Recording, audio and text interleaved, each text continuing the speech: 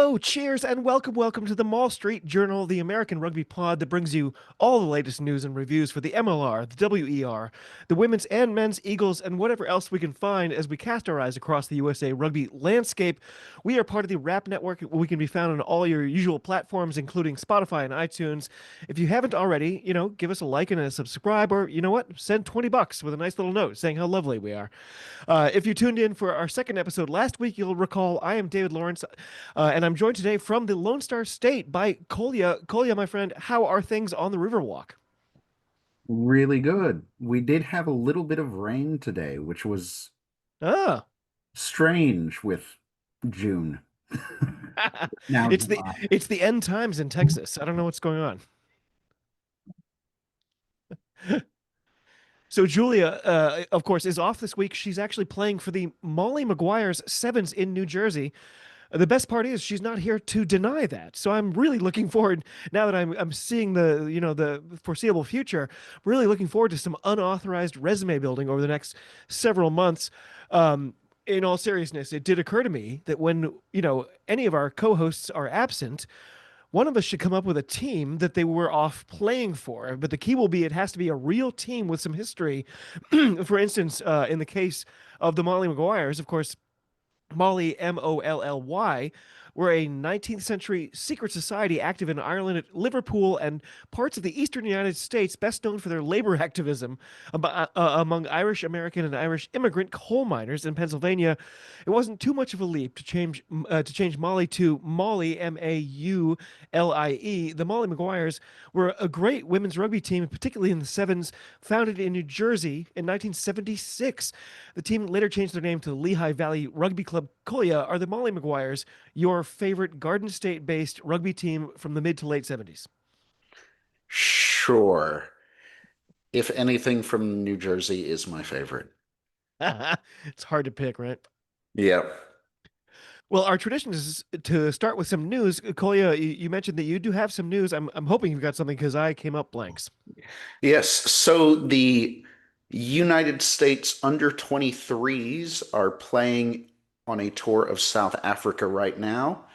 This morning, they played their first match against Western Province Academy and won.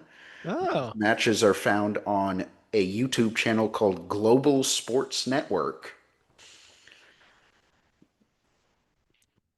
There's also coming up this weekend and going on to next week the Rugby Americas North Under 19 Championship, wow.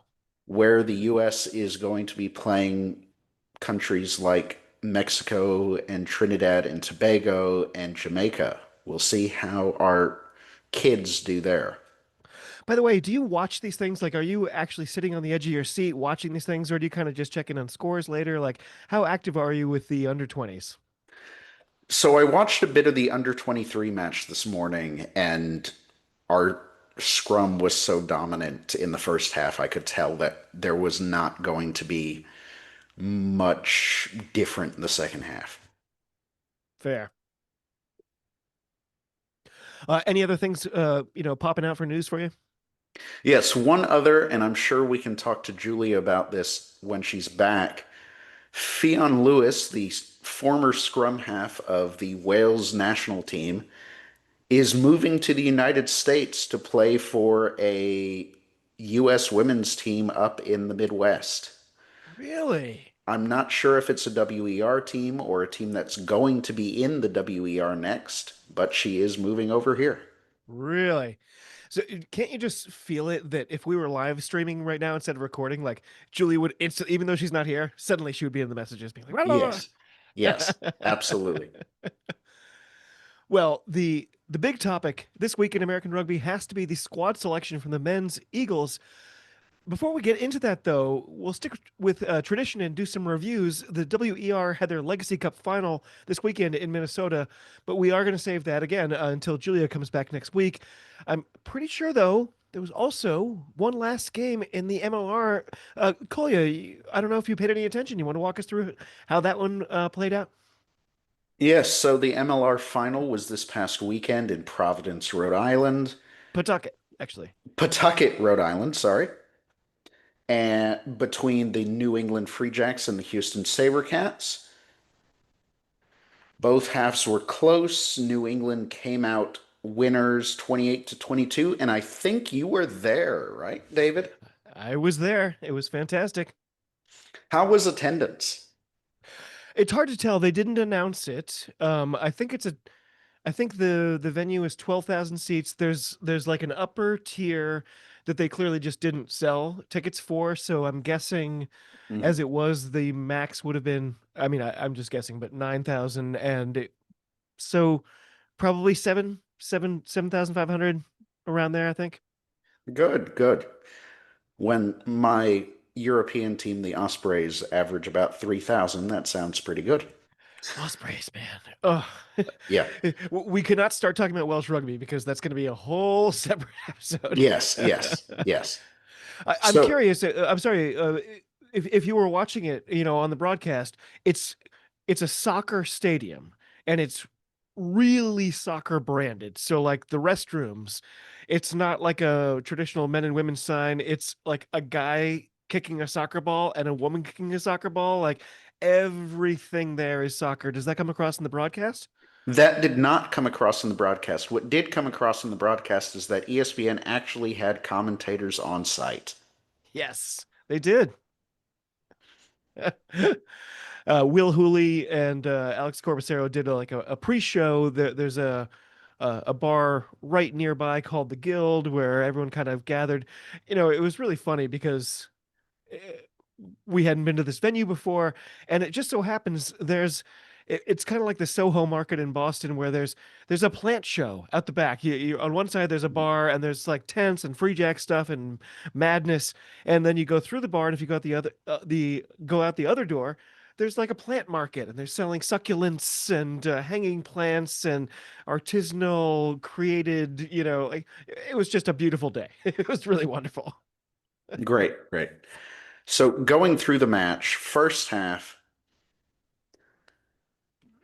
it was a sloppy first 10 minutes. Was that seen in the stadium? There were at least four knock-ons in the first 10 minutes. Everyone looked really nervous. Yeah. But and Houston looked ready to capitalize, and it was nerve-wracking. I did not feel good. Yeah. And then right after that, New England scores their first try through Balakana with some nice open play through Webster. And then there's a nasty shot of friendly fire from New England where Webster, after a pretty good take, gets taken out by his own man. Yes. Brock, I sincerely doubt Brock is like moving right now. The last 3 weeks, the amount of damage his body has taken, it's shocking. Mhm. Then rest of the first half, there's a Houston try. Then there's a try saver by Alatimu right at the end of the half. And then another try held up in the red.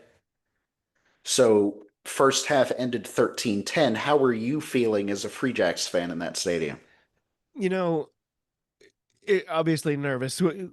What I wanted was us to come and blow their doors off. I wanted it to be 35-0 at the half so I could just kind of relax. Of course, that was never going to happen.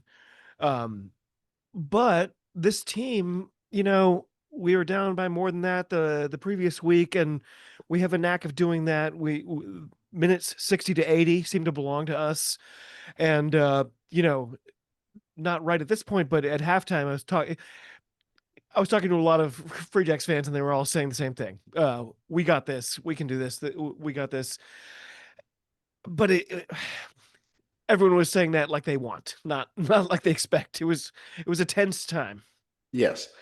Then second half begins with one of our favorite players, Drake Davis, misjudging the kickoff. And then a few minutes after that, he does score a try after another New England try. And Yep. I want to talk about this. And I want to talk about the commentators throughout the match every time Drake Davis got talked about. Because they defined him as a star wideout from LSU. And there's a reason they did this. And it got me our first week recording. Because LSU football fans remember Drake Davis, but most of us can't place him off of his name. Hmm. They know Drake Davis by name, but that's because of all of his off-field struggles. In games over 2 years, he caught 4 passes. He caught 4 passes, and ESPN is describing him as a star wide receiver. To be fair, He that's only caught four four more than I did. passes. It's a strange thing with Drake Davis because this was the first time I had seen him in person, and it's so obvious what a ridiculous athlete he is. Like, he looks different than the other people on the field. It looks like he's the Correct, varsity correct. player and everyone else is JV. It's Yes. eerie, and the way he scored that try, even, and it made me feel so disgusted. Like Yeah. we were anyway. I'm sorry. Go ahead. Yeah, but I want to talk about something about that. He is what is classified in football recruiting circles an athlete. Mm. He is really, really fast. He's really good at tackling. But right now, the calls that you see on social media for him to be part of the Eagles squad, which by itself to me is disgusting, is also disgusting from a rugby position because he is the reason, in my opinion, that New England won this game. Hmm. So he does not know how to kick. Right. He cannot kick. He will not kick. And also, he does not go back to cover kicks. So, normally, when you watch a rugby match, the normal defensive system right now is to put three in the back to cover a kick. Yep. Houston could only put two back because Drake Davis never went back there. That is a I great point. watched this very closely. He never went back to cover a kick. So every time New England kicked, there were only two people back for Houston, which meant that their gain line success was going to be less. I wonder if that's because if you're an NFL style, if you're an American football player, you play either on offense or defense. Drake Davis Yeah. is an offensive player, and when we're Yes. watching him, he's waiting for the attack. He's out on the wing. He's waiting. He's looking for the ball. But you're absolutely right. I think he just has no concept of what it means to get back and be doing the other stuff. Yeah. Yeah. He can play defense because where LSU used him most of the time during his 2 years was on kickoff coverage. But Ah. that's going straight downhill and tackling. His understanding of space on a field is not there yet. Mm. So if USA Eagles decide to cap him for some reason, that would have, or in my opinion, there would have to be a whole lot more rugby IQ shown by him over the next few years before that's even thought of. Because you can't hamstring a team by putting him down. Do you think USA Rugby are looking at him for our domestic World Cup? Do you think they're thinking the same thing you are, that this kid needs a lot of training and needs to stay out of prison? That would be my idea, yes. ESPN, however, wants to bring him up because they can get the casual fan to think, oh, he's a football player. Football is like rugby. Therefore, I like football. I like rugby. That's why ESPN brings him up. That's why MLR brings him up. And that's why they don't talk about his past at all. No, it's conspicuous, the lack Yes. of discussion about it. And Yes. it seems very American to me. I feel like the NFL is the league that invented the term "say what you will." Say what you will about Deshaun Watson, but he can throw a football pretty far. It's like, Mhm. yep, yeah. Yeah. Well, I will say what I will, and I have a lot to say about Drake Davis if it comes to Yes. that. Yes. And Houston has a couple of these former NFL guys on. One of them, Pano Davis, we'll get into when we Yep. discuss the Eagles. He's former NFL. He's a prop. he did not have a great game this past weekend. No. I'm glad to say Rufus was completely invisible.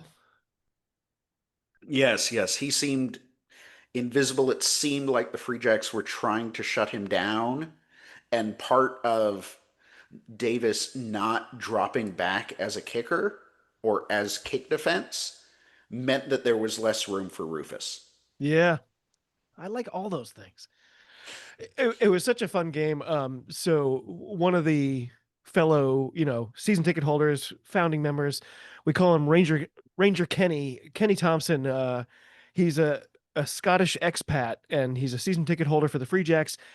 He goes to every single road game. He goes every home game, obviously, but then he goes to every road game as well. And he's a Glasgow Warriors season ticket holder. So sometimes he hops back over. I think it's his granddaughter's in university in Glasgow, so she uses most of those tickets. He's down in Australia now for the Lions. He's going to go see some Lions. He's going to see some rugby league, catch some cricket before coming back. He's amazing, and he organized a lot of the sort of pregame stuff, and it was a beautiful day for Free Jacks fans in particular. Lots of SaberCats fans there. Great vibes. Everyone was friendly. There's no tension. It was just a great day overall, and obviously the result I wanted. Very good. Very good. Congratulations to the Free Jacks on their third win in a row, confirming them as either the Don't say it. American Leinster or the American Crusaders. I don't know which one. I think I'll take Crusaders. So it can't be Leinster, by the way, because it's not like we get 5 times as much money as everybody else does. Like, so okay, maybe Crusaders. We can maybe I may be okay Okay. with that. Okay. um, so we've kind of already hit on it. The big topic this week has to be the squad selection. Um, we've been back and forth about it. It was actually the week before last that the list finally dropped. Apart from one particular selection we discussed at length last week, we haven't really talked about it. Kolya, this summer we're playing Belgium in North Carolina. That, I believe, is the first time we've ever played each other. We're playing Spain a week later at the same venue, and then we're in DC to take on England, a doubleheader with our women who will face Fiji. Which fixture are you most looking forward to? And, what's your overall level of excitement as we find ourselves just days away from kickoff? So, for two reasons, I'm focused on that USA Spain match. Hmm. First, because I think that is a good barometer of where we are as a rugby nation. Because Spain is right over there with the Rugby Europe Championship. They've qualified for the World Cup already. Yep. They are getting ready, and they are going to be a very, very good test for this USA Eagles side. It's a The tall other order. reason is that there are, as we've talked about on air, I am at least part ethnically Basque, and there are several Basque players on the Spanish Oh. team, including Keman Orekoechea, their scrum half from Biarritz, who I have been following for several years now, and he is going to make a move to top 14 at some point and is gonna do Oh. some damage. Nice. Good call. He'll be here to bask in the Carolina sunshine. Yes, yes. What about you? Which match is your top one? I think Belgium because it's first, because it's I think our best chance to win because we've never played them because I know nothing about their team. It's going to be a whole day of kind of things. A little worried about it. I think it's very possible we'll go 0-3 on this Mhm. home tour, which kind of makes it tougher. But there's well, I mean, looking at this at the squad, it's 32 players named. Who are a couple players that you're looking forward to, sort of seeing this summer? Is there somebody who you're like, ooh, what's this guy gonna bring? Who are you hoping to surprise you, I guess, this summer? Well, it's a very young squad. Yeah. What I'm looking forward to, particularly for the Belgium match, is going to be our front row, and that's got to be the or that's got to be Jack Iskaro from Old Glory DC. Yep. He's got 13 caps for us in the playoff match for Old Glory.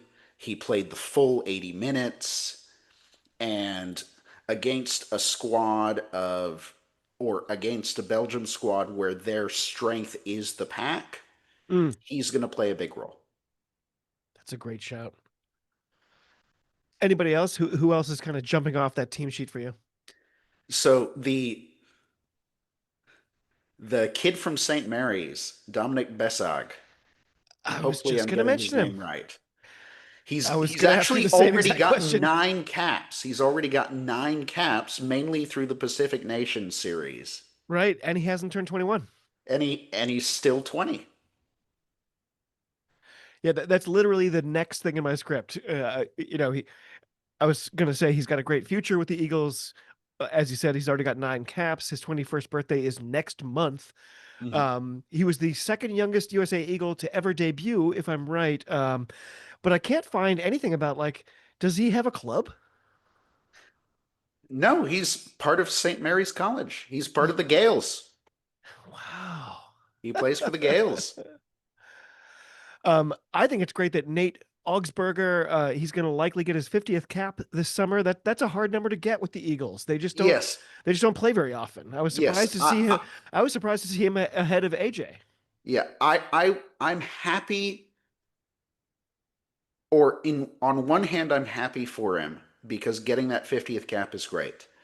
On the other hand, he hasn't been playing for Chicago Hmm. for the last several weeks throughout the playoff run. Actually, he hasn't played. He hasn't even made the bench. I did So notice that, but I assumed he was injured. Is that not it? nope, nope, he is not injured. He was not injured. Hmm. So I'm wondering if he's been pulled up for this USA squad more as a leadership position, as he's one of the few with a lot of caps. Right, right. Because I've got some stats here for you. Go ahead. Just a second as I get a spam call. So our average in our 32-man squad, we have an average of about 9 caps. Okay. In our backs, we've got an average of 12 caps. In our pack, an average of 5. That's really telling. That's really interesting. This is a pretty young squad. This is a pretty young squad. There are a lot of people with no caps who are in the late 20s, early 30s, but it's a pretty young squad. Yeah. And someone like Nate Augsburger getting in there, providing some leadership, he and AJ McGinty should hopefully help with a squad that has about 10 players with no caps, and several more with less than 5. Yeah, yeah. I think it's 9 uncapped players, but I'm not Yes. positive. Um, if I'm reading it right, only 2 of these 32 players play outside of the USA. Obviously, AJ, and then Capelli Pifoletti, who plays in the Pro D2 for, I think, Provence. Well, there's also the one we brought up a couple weeks ago, Tom Pittman. Oh, He is contracted to play with Anthem for next season, mm. but he's been playing in the Fédéral in France. He's the Oh, third really? choice scrum half Do you for the US. third choice for us is third tier France? Huh, makes sense. Yeah. There was a rumor recently that David Ayanu has quit the Eagles. He's certainly not on the squad. I furiously was looking this up before we chatted today. I can't find anything. Any follow up on that? Yeah, I haven't seen anything other than some social media posts from not him Right. saying that he's quit the squad. Now, it's entirely possible with how much he's been used that he just wants a rest. Yeah. I love him too. But I mean, Yeah. it's funny though, because what we're looking at now and the things we're trying to find out this summer, the things we're trying to accomplish this summer are all in service of this upcoming, not this next World Cup, but the one after that. Yeah. David Ayanu, AJ McGinty, they're not going to be part of that anyway, right? Correct, correct. However, you've also got players like Chris Hilsenbeck getting, or probably getting their first cap, and he's 33. Wow. That's cool. I like that. Yeah. Any final thoughts before we move on? Yeah. So as we've the schedule for this round of tests is actually really nice in that we've got a Belgian side who are generally playing in the lower tiers of France, but have qualified for the repechage for the World Cup thanks to coming in fifth in the Rugby Europe Championship. Yep. Then we've got Spain, who have qualified for the World Cup, And are and dangerous. other than playing against Georgia, have basically just destroyed everyone they've played over the last couple of years. Yeah. And without some weird bookkeeping problems, would have been in the last two World Cups. Bookkeeping problems. That was very politically Yes. kind of you. Yes, yes. And then we've got England, who, although it's definitely not going to be a first choice England side, especially as half their squad's in Lions, Right. is going to be full of Gallagher Premiership players. It will be, but that's going to be the third tier England. If we get momentum in those first two, it's ridiculous to even Yes. speculate. It's Yes. ridiculous to speculate. Yes. Yes. But I'm expecting this weekend against Belgium, the US should have too much for them in the pack. Belgium only has a few players playing in the top 14, both at Vaughan, Oh, who have both gone down. who are not a top 14 play team anymore. And then one player at US Montauban who are going up They to are. the top 14. But Thank you, other than Argentina. that, yes, yes. Other than that, they've got a bunch of people in the lower tiers of French rugby. We should have too much for them. We should have too much for them. Hoping. You know, it, I have to draw an underline under that. If we don't win this game, that is a bad sign. That is a very, very bad sign. Yes, yes. Then you have Spain, who are a much better side than Belgium, seen by Rugby Europe, with Spain coming in second and Belgium coming in fifth. Yeah. And then you have England. Who cares about England? Yes. Two quick ones for you. One, will AJ McGinty be a part of the World Cup squad in Australia, provided, of course, we even make it?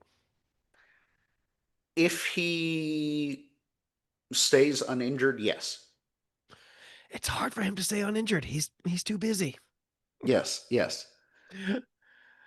And two, will the USA qualify even for the Men's World Cup in Australia in 2027? It's not going to be easy. We have the Pacific Nations Cup at the end of August. After that, there's a South America / Pacific playoff and then a final qualification tournament that could offer additional chances. Are we going to be there? I'm going to say yes. A lot of the nations that we are going to play either in that playoff or in the repechage at the end have been going through some things that they might be able to get out of by the time of their matches with the US. But really, if you remember back to the last qualifying campaign, we should have gone in there, except for the lights going out. Yeah. We were about to score, and then the lights go out. And if we'd scored, that brilliant try by Chile, was it Chile, doesn't get through. It was, and Yeah, it was Chile. that was possibly the most that painful try Eagles match I've wouldn't ever have watched. meant anything if we'd have scored right before the lights go out. It was the most American rugby thing of all time, possibly. Yes, yes. So painful. I was watching it on my phone, and then it just goes black as we were getting ready to score, and I'm just, what happened? Which, as you mentioned, happened during the Eastern Conference Finals as well. On the last kick, woo! It's funny Yes, because the all the problems with American rugby seem to be exacerbated by the fact that we have this massive, like, unlucky charm strapped around our yes, neck somehow. Where yes, these are the things that it's like, hey, new fans, would you like to? Oh, sorry about that. yeah, yeah. And then one thing I am looking forward to that I forgot to mention when we were going through the US squad Mm. is Ruben Das. I love Ruben de Haas. He's a NOLA Gold player who spent or who has been propping up that team for a bit. He bounces And back and forth with the Cheetahs. I'll yes, bet you yes, he's anything he's played playing with in the the Curry Cup Cheetahs. 4 weeks from now. So he'll probably be playing in the Curry Cup after these series Yeah. of test matches, and then he'll come back to NOLA and hope that NOLA pray that NOLA actually does a decent job this year because they've got some great fans. They've got some great fans. I've got a lot of friends who support NOLA. It's a good city to be a fan. Yes. And Ruben Haas, I think, is third on our most on this squad. I think it's Augsburger, McGinty, De Haas for top caps. I think he's got 36. Yeah, that's correct. That's correct. And unlike the other two, he's under 30. Oh yeah. And he seems like such a nice guy. He's just so Yes, engaged yes, and like. And yes, by the way, the Cheetahs are such a fun team. Like I was yes. just talking to Hugh and Harry Jones and Maz from Hugh's Top 14 Digest Pod. We had a great Top 14 wrap up. The Cheetahs, the best thing about their fans is they don't come wearing the jerseys that they bought at the store. They make stuff. They're like the cosplay fans. They come wearing like fringe and tails and ears and stuff like. Yeah. I love the Cheetahs. Also, Mhm. they play in Europe, and they don't have a home. They literally never get a home game. They're like, what hotel are we at this week, Yes. you guys? And yet they win some games. It's great. Yeah. And they're owned by the Ospreys. Are they Yes, the same ownership group owns the Cheetahs and the Ospreys, which is why you really? have a couple of Welsh players who go down to play for the Cheetahs during the Curry Cup, Daniel and Cassende. and you've got Daniel Cassende over at the Ospreys. I didn't know that. Oh, that's great. I Postman Dan, they call him. I love him. Yeah. And he's been back and forth a couple of times. Yeah. Wow. Okay, this is the spot where we do our predictions. We kind of hinted at it, but Kolya, what's going to be the result against for the USA men versus Belgium on July 5th? I'm going to say US by 8. Um, I noticed on the wrap they're leaning towards actual scores. Do you want to venture numbers? Oh, I'll say 20 to 12. Okay. I'm going to be really optimistic because we need this game so much because it's so important. I think the Eagles have to win this, and if we do, that means we did it emphatically. I'm going to say it's 24-14. Okay. Finally, it's our goal to find some grassroots stuff to discuss each week as usual. You came through. Kolya, please take it away. Yes. So throughout the summer, there is or sevens qualifiers for the sevens national championship, and those are going on throughout the United States. In my area, Texas is part of the TOLA sevens circuit. TOLA being Texas, Oklahoma, and Louisiana. Oh, And there's all this these things. past There's Texarkana, there's Tola, there's all these things down Yeah, there. yes. So this past weekend was the Choctaw Sevens played in Oklahoma, Nice. where two Austin teams, the Austin Huns and the Austin Blacks, ended up in the championship there. And those are the two teams that are leading everything right now. This next week, we have the Hell or High Water Sevens over in Houston, Texas. Nice. I'm guessing if it's Houston in July, it's probably leaning more towards hell. Yeah, I'd say more towards hell. Then after that, there's the Riverboat Sevens in Shreveport. That's going to serve as the championship for Tola. Wow. And then the Sevens Championships over in Madison, Wisconsin, back all the way down in August. What's the biggest trip you've ever taken? What's the farthest you've ever traveled just to go see a tournament or a game? Not too far, about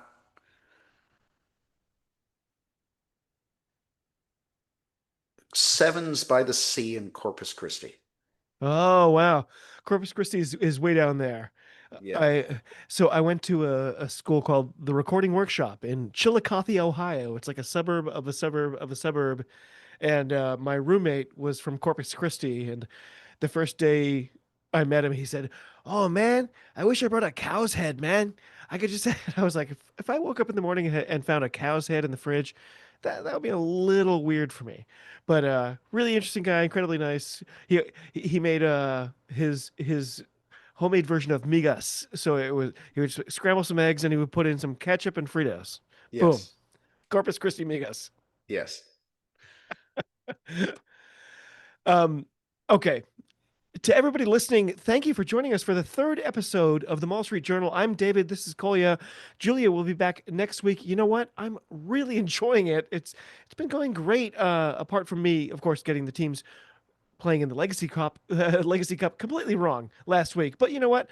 A few months from now, nobody will remember that, right? Right? Right? Right. Kolya, great to see you. Thank you for your time and your insights. Any last thoughts before we go? It These last few weeks have been fun, and we will get to the Legacy Cup. I watched it. I've got notes on it, or one note on it, Mm.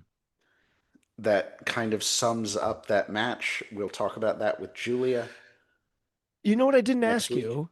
I know you watched, and I know you are not a Free Jacks fan, but you know, give us a 1 to 10 rating for the MLR final this year. I thought it was great. Like, obviously, my glasses are very rosy colored, but was this a great final? Is the league progressing the way you want it to? Yeah, I enjoyed it. If this past top 14 final was a 10, Which it was. yes, this is probably around a 7. This was a lot of fun.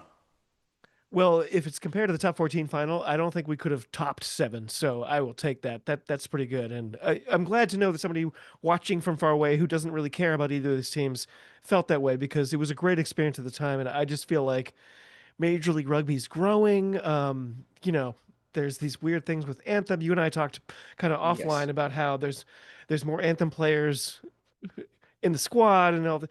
Anyway, U.S. Rugby is in a complicated place, but we're here to unpack it for all of you. So thanks for coming along.